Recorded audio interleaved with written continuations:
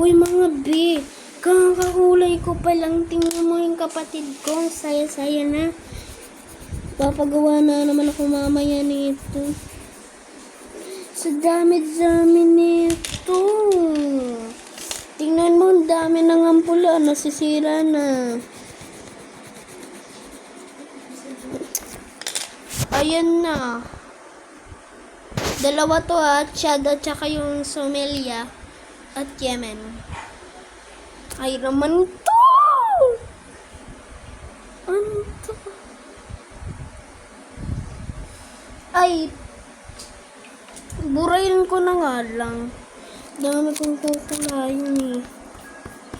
Burayan ko na lang to. Ayan, nabura na. Ligpit ko na sila.